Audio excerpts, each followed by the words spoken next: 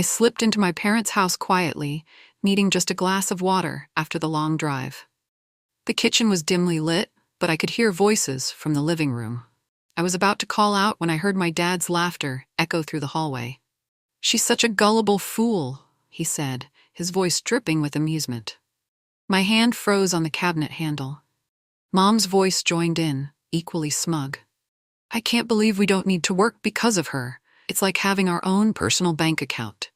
My sister's laugh was the cruelest of all. "I can travel the world because she's dumb enough to pay for everything.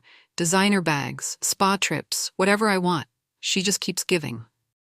I gripped the counter, my knuckles turning white. Tears welled up in my eyes as the words hit me like physical blows. These were the people I'd sacrificed everything for. The people I thought loved me. "The beach house alone costs her what, $600,000, Dad continued, and she just handed it over like it was nothing. I couldn't breathe. Without making a sound, I turned and walked out, leaving the water forgotten. Back in my car, I sat in stunned silence for exactly 30 seconds before the dam burst. Sobs racked my body as I gripped the steering wheel, my chest heaving with each painful breath. Flashbacks flooded my mind like a cruel movie reel. All those times I'd said no to vacations with friends because I was saving money for my family. The designer clothes I'd never bought myself while filling their closets. The relationships I'd neglected because I was always working extra hours to fund their dreams. I remembered declining my college reunion because I couldn't afford the trip, the same week I'd paid for my sister's European adventure. I thought about the small apartment I lived in while they lounged in a beachfront mansion I'd purchased. Every sacrifice felt meaningless now. Every late night working overtime, every skipped meal to save money, every lonely evening while they partied with my hard-earned cash. The worst part wasn't the money, it was the realization that their love had a price tag. "They never loved me," I whispered through my tears. "I was just their ATM."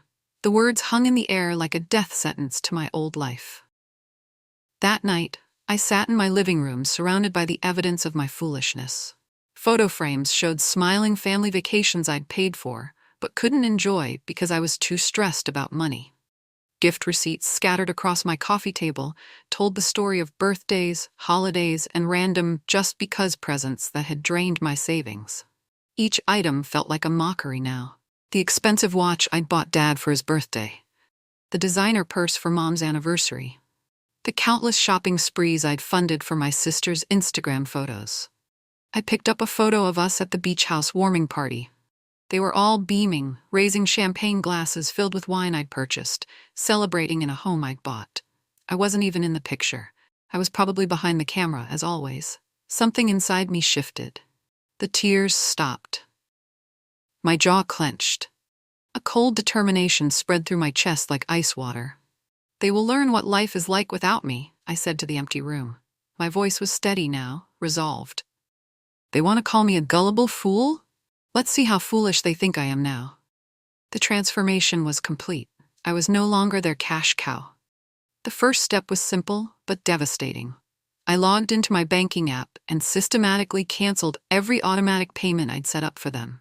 Mortgage payments, credit card bills, insurance premiums, utility bills, everything that kept their comfortable world spinning. My finger hovered over the last one. The beach house mortgage.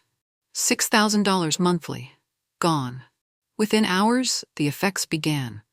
I was in a meeting when my phone started buzzing with notifications. Credit card declines, insufficient funds alerts, the digital equivalent of their world beginning to crumble. The first call came from my sister at 2 p.m. I watched her name flash on my screen as she called repeatedly. Then texts started flooding in. "OMG, my card was declined at the boutique. So embarrassing. Can you fix this?" More calls, more texts. The panic in their messages was almost amusing. They'd become so dependent on my money that they didn't even know how to check their own account balances. By evening, my phone had 37 missed calls from various family members. I silenced it and poured myself a glass of wine, the most expensive bottle I'd ever bought for myself. Tomorrow would bring the real shock. I composed the email carefully, professionally. No emotion, just facts. "Dear family, Effective immediately, you have 30 days to either begin paying rent for the beach house, $4,000 monthly, or vacate the property. I will provide a modest apartment for 3 months while you find employment and housing. After that, you're on your own. This is non-negotiable. Nadia. I hit send at exactly 9 a.m., then waited. The phone rang within minutes. Dad's voice was a mix of confusion and anger. What the hell is this email supposed to mean? Exactly what it says, I replied calmly. You can't be serious. We're not living in some cheap apartment. Do you know what the neighbors would think? Your choice, I said simply. Mom grabbed the phone. Nadia, sweetheart, this isn't like you. Are you having some kind of breakdown? I'm having a breakthrough, actually. My sister's voice screeched in the background. She's lost her mind. I'm not living in some trailer park apartment. The apartment is perfectly nice, I said. It's actually bigger than my place. That's different, she snapped. You're used to living like that. I hung up before I could say something I might regret. Their response was exactly what I'd expected. Within hours, my sister posted on Instagram. Some people forget where they came from. Family first, stay true, blessed. The photo showed her lounging by the pool, my pool, in a bikini I'd probably paid for. The comments were full of support from friends who had no idea what was really happening. Heart emojis and "you're so wise" messages that made me want to screenshot everything for later. Dad called our extended family, spinning some story about how I was going through a phase and trying to control everyone. I heard through my cousin that he'd laughed the whole thing off, saying I'd never follow through. She's always been dramatic, he'd apparently said. Give her a week and she'll be begging us to take her money again. Mom took a different approach, calling me with fake concern. Honey, I'm worried about you. This isn't healthy. We love you, and we just want you to be happy. If you loved me, you wouldn't have called me a gullible fool, I replied quietly. Silence. Then, what are you talking about? I heard everything in the kitchen last night. The line went dead. 3 weeks later, I stood at my office window and watched moving trucks pull up to the beach house. I'd hired a property management company to handle the eviction process, complete with legal officers and official paperwork. My phone buzzed with frantic calls, but I'd learned to ignore them. Through the window, I could see the chaos unfolding. Neighbors were gathering on their porches, watching as my family was forced to pack their belongings under legal supervision. The property manager called me with updates. They're refusing to leave the master bedroom. Should we proceed with law enforcement? Yes, I said without hesitation. Follow the legal process exactly. 20 minutes later, I watched as police cars arrived. The humiliation was complete. My sister came stumbling out in her pajamas, screaming at the officers while neighbors recorded everything on their phones.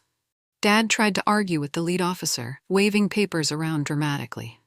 Mom sat on the front steps crying, probably more from embarrassment than sadness. The moving truck was loaded with their belongings, expensive furniture, artwork, electronics, all purchased with my money. They'd have to sell most of it to afford their new life. By sunset, the beach house was empty. I drove by later that evening and saw it sitting dark and quiet, waiting for its next chapter. The extended family explosion was immediate and brutal. My phone rang constantly with relatives demanding explanations. Aunt Patricia called me a disgrace to the family name. Uncle Mike accused me of abandoning my responsibilities. How could you embarrass your parents like this?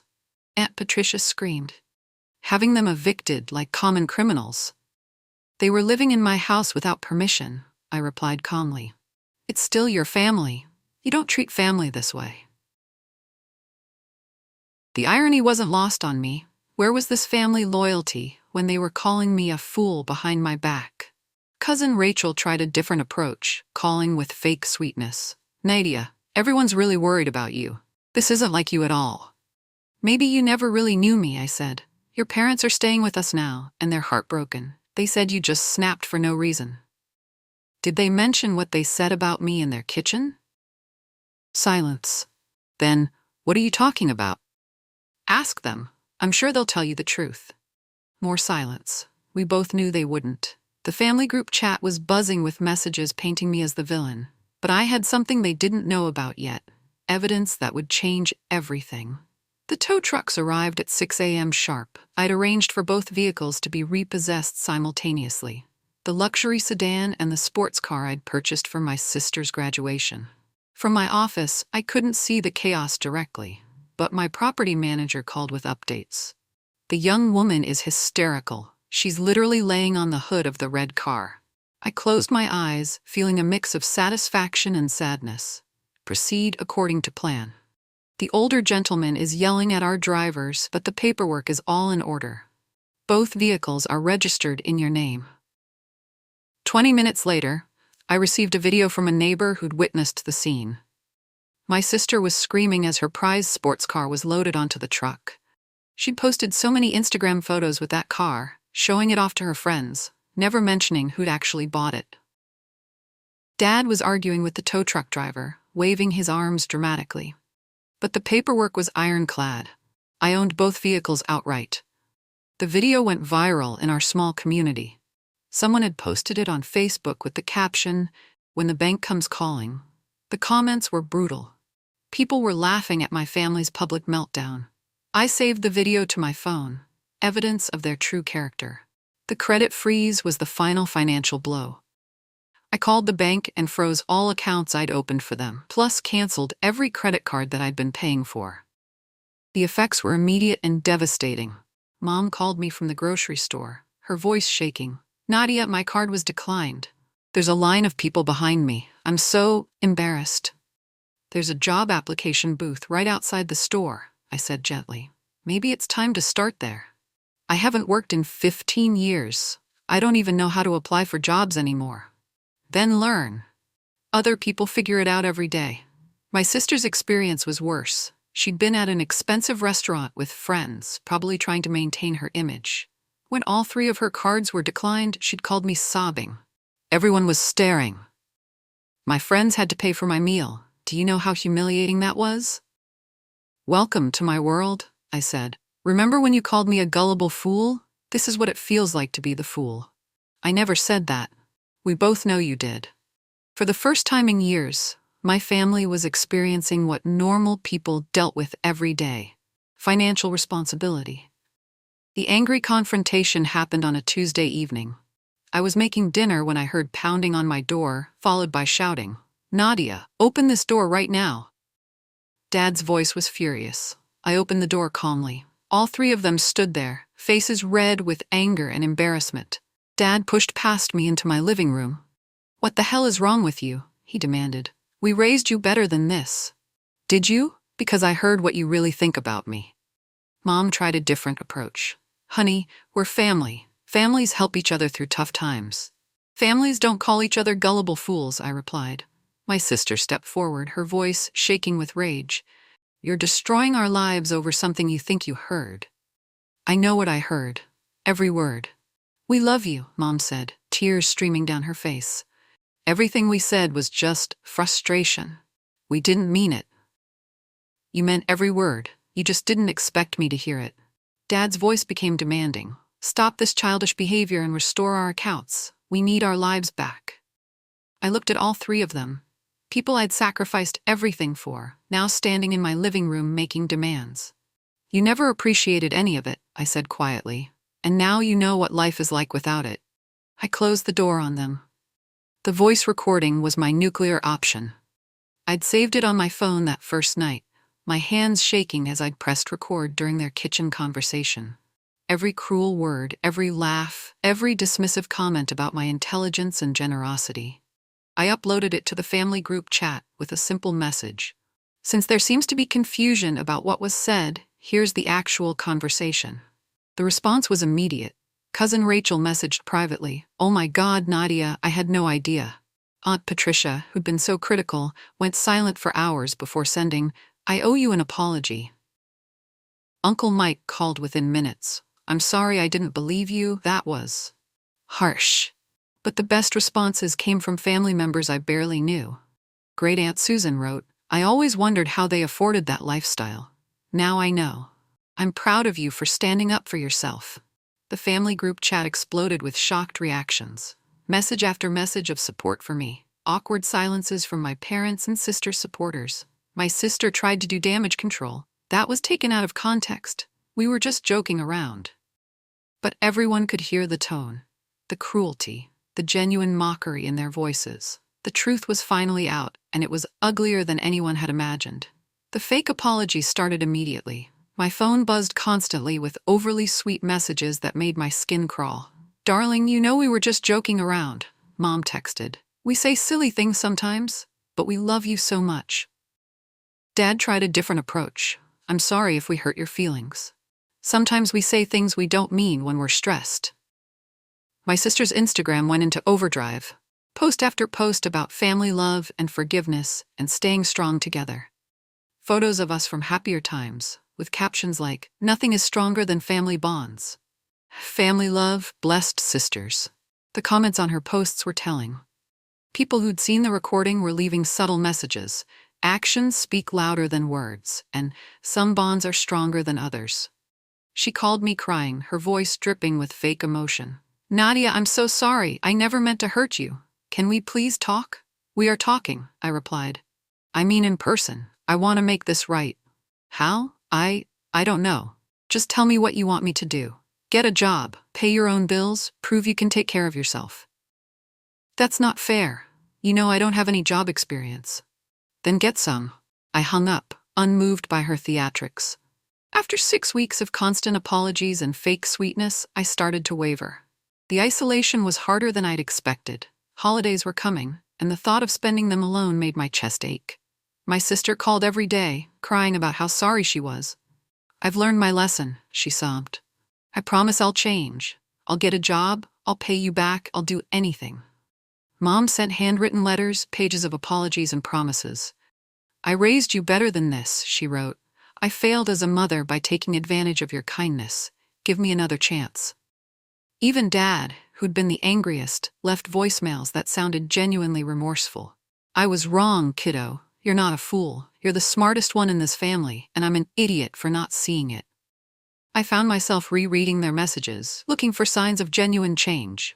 Maybe they really had learned their lesson. Maybe losing everything had shown them what they'd taken for granted. I was about to call them when my phone rang. It was my personal assistant, Landon, and his voice was urgent. "Nadia, we need to talk. I found something you need to see." My stomach dropped. "What is it?" "Can you come to the office? It's about your family."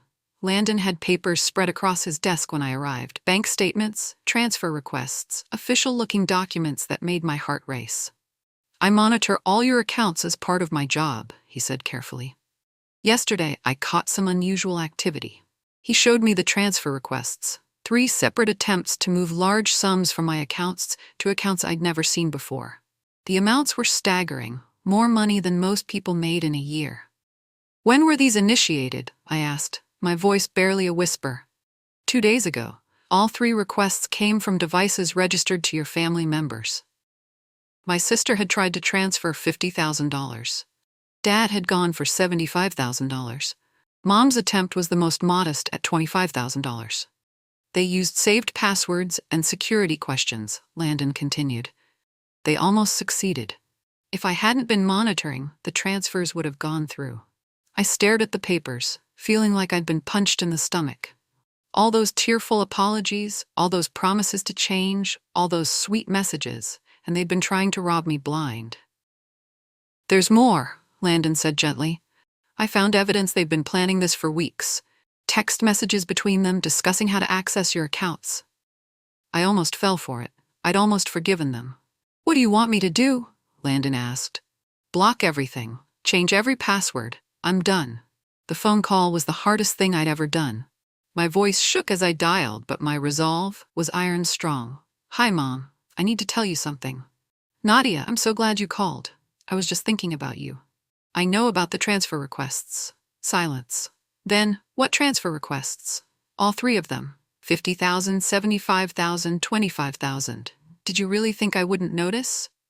I don't know what you're talking about." "My assistant monitors all my accounts. He has screenshots of everything, including the text messages between you 3 planning it." The silence stretched for so long, I thought she'd hung up. "Nadia, please, we were desperate. We didn't know what else to do. You could have gotten jobs like everyone else in the world. We were going to pay you back. With what money? You don't work, remember? I took a deep breath. I'm done. Don't contact me again until you've earned your own living. All of you. Nadia, wait. I hung up and immediately blocked all their numbers. Then I called my lawyer to make sure they couldn't access any of my accounts ever again. They'd proven that their apologies were just another way to use me. The family dynamics shifted completely after I shared the transfer evidence with my cousins. The same relatives who'd been pressuring me to forgive now understood why I'd been so firm. Cousin Rachel called me immediately. Oh my God, Nadia, they tried to steal from you while pretending to apologize? That's psychotic. I almost fell for it, I admitted. Thank God you didn't. I can't believe I pressured you to forgive them. Aunt Patricia, who'd been my harshest critic, sent a long email apologizing. I owe you a huge apology. I thought you were being too harsh, but now I see you were protecting yourself from people who would take advantage of your kindness. Great Aunt Susan was more direct. I always suspected they were using you. I'm proud of you for standing up for yourself. Don't let anyone make you feel guilty for protecting what you worked for. The family group chat became a different place. Instead of messages criticizing me, people were sharing their own stories of being taken advantage of by family members. Uncle Mike wrote, I lent your dad money 5 years ago and never got it back. Now I understand why. My parents and sister, meanwhile, had gone silent. No more fake apologies, no more Instagram posts about family love, just embarrassed silence as the truth spread through our extended family. My sister's Instagram transformation was painful to watch. The designer clothes disappeared, replaced by generic outfits from discount stores. The expensive restaurant check-ins stopped. The vacation photos became memories. Her follower count dropped as brands realized she could no longer afford their products. Sponsorship deals vanished overnight. The lifestyle she'd built on my money crumbled like a house of cards. For the first time in her adult life, she got a job, a real job, at a local coffee shop, making minimum wage. I heard about it through cousin Rachel, who'd seen her there looking exhausted and defeated.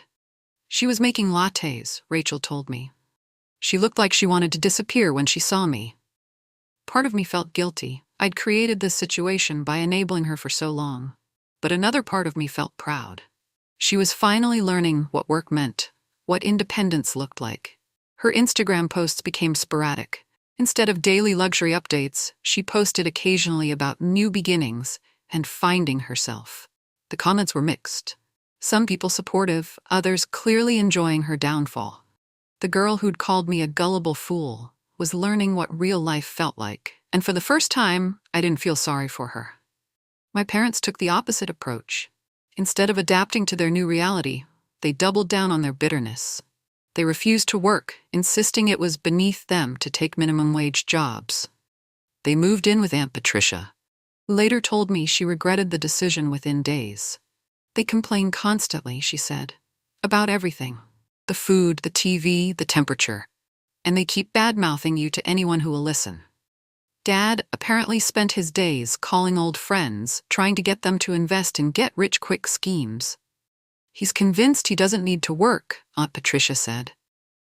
He thinks he can just charm his way into money. Mom was worse. She'd started a whisper campaign throughout the family, calling me selfish and ungrateful. She abandoned us when we needed her most, she told anyone who would listen. But the family wasn't buying it anymore. Everyone had heard the recording. Everyone knew about the attempted theft. Uncle Mike finally told them to stop. You made your bed, he said. Now lie in it. Their bitterness was consuming them, making them more isolated and angry every day. They'd chosen resentment over responsibility, and it showed in every interaction. I felt nothing but pity for them. 8 months after the eviction, my sister appeared at my office. I barely recognized her. Gone were the designer clothes and perfect makeup. She wore a simple black dress and minimal jewelry, her hair pulled back in a practical ponytail. I'm not here to ask for money, she said immediately. I just want to talk. I gestured to the chair across from my desk. Okay. I was wrong about everything. I called you a fool, but I was the fool. I didn't know what work meant, what independence felt like. I was 30 years old and had never earned $1 in my life. Her voice was different, quieter, more thoughtful. I hurt you in ways I didn't even understand. I took your kindness and twisted it into something ugly. Why are you telling me this now? Because I want to change, really change. Not because I want your money back, but because I want to be someone you can be proud of. I studied her face, looking for signs of manipulation. But she seemed genuinely different, humbled in a way I'd never seen before. I'm working full-time now, she continued. I have my own apartment, my own car. It's nothing fancy, but it's mine. I earned it.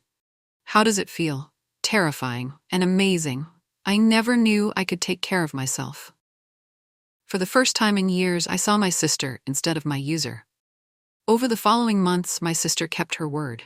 She sent me occasional updates, pictures of her small apartment, stories about difficult customers at work, screenshots of her first independent bills. I paid my own rent today, she texted with a photo of her payment confirmation. It felt better than any designer bag ever did. She started taking night classes, working toward a business degree. I want to understand how money actually works, she explained. Not just how to spend it. Her Instagram had transformed completely. Instead of luxury posts, she shared genuine moments, exhausted selfies after long shifts, simple meals she'd cooked herself, books she was reading. The comments were different too. Instead of jealous followers, she had people supporting her growth. Proud of you, and you're inspiring, replaced the superficial praise of her old posts. I found myself looking forward to her updates. For the first time, I was genuinely proud of her. When she got promoted to shift supervisor, she called me crying. I never thought I could do this, she said. I never thought I was smart enough or strong enough. You always were, I told her. You just needed to find out for yourself. Thank you for forcing me to grow up, she said. Even if it hurt. My parents' story was different. 8 months later, they were still bitter. Still refusing to work. Still blaming me for their problems. Aunt Patricia finally asked them to leave her house. I can't handle the constant negativity, she told me. They're poison to be around. They moved in with Uncle Mike, who lasted 3 weeks before giving them the same ultimatum. Get jobs or get out, he said. I'm not running a charity. Finally, they ended up in a small apartment funded by extended family members who felt sorry for them. But even that charity came with conditions. They had to actively look for work. Dad's job applications were half-hearted at best. He'd apply for management positions he wasn't qualified for, then complain when he didn't get callbacks. These companies don't know talent when they see it, he'd say. Mom took a different approach. She'd apply for jobs but sabotage her own interviews. The supervisor was younger than me, she'd complain. I'm not taking orders from some kid. Their bitterness had consumed them completely. They'd chosen to be victims rather than survivors. Word of their behavior spread through the family. People stopped inviting them to gatherings. Their isolation grew deeper every day. They'd made their choice, and they were living with the consequences. A year after the eviction, my sister had built something remarkable. She'd been promoted again, this time to assistant manager. She'd finished her business degree with honors. She'd saved enough money to buy a reliable used car. I want to show you something, she said when she called. She sent me a photo of her bank account.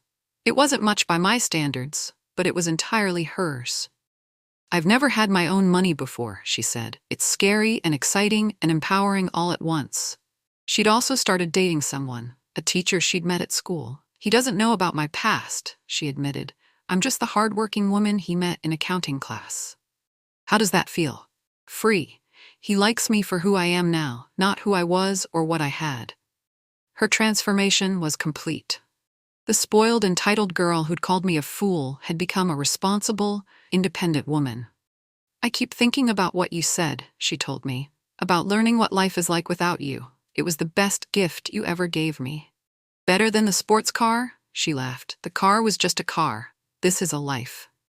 For the first time in years, I felt like I had a real sister. We met for dinner at a small restaurant she'd chosen. Nothing fancy, but clean and warm. She insisted on paying, proudly showing her credit card. My treat, she said. I've been planning this for weeks. We talked about everything, her job, her boyfriend, her plans for the future. She was animated in a way I'd never seen before, passionate about her own life instead of just consuming mine. I'm thinking about starting my own business, she said. Nothing huge, just a small bookkeeping service for local shops. That sounds perfect for you. I never thought I was smart enough for business, but I'm good with numbers, and I understand budgets now. As we finished our meal, she reached across the table and took my hand. I'm sorry it took me so long to grow up. I'm sorry I hurt you so badly. You were young, I said. We all make mistakes. This was more than a mistake. I was cruel to someone who loved me. We sat in comfortable silence for a moment, both thinking about how far we'd come. I'm proud of you, I said finally. Really proud. She smiled, and for the first time in years, it reached her eyes. I'm proud of me, too. 3 years have passed since I overheard that conversation in the kitchen. As I reflect on everything that happened, I realize that cutting off my family's money was the best decision I ever made. I thought giving them everything would make them love me, but love built on money isn't love at all. It's dependence, and dependence breeds resentment. My sister chose growth. She faced her demons, learned hard lessons, and became someone I'm genuinely proud to call family. Our relationship is stronger now than it ever was when I was funding her lifestyle. My parents chose bitterness. They couldn't accept that their comfort came at the cost of my happiness. They remain angry, isolated, and poor, not because they lack money, but because they refuse to earn it. I chose myself. For the first time in my life, I prioritized my own well-being over their comfort. It was the hardest thing I'd ever done, but it was also the most necessary.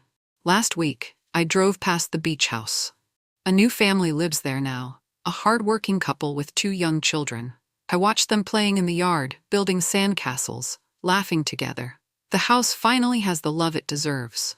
I smiled and drove away, finally free from the burden of being everyone's ATM. Sometimes the greatest gift you can give someone is the chance to discover who they really are without your help. My sister found strength, my parents found excuses, and I found peace.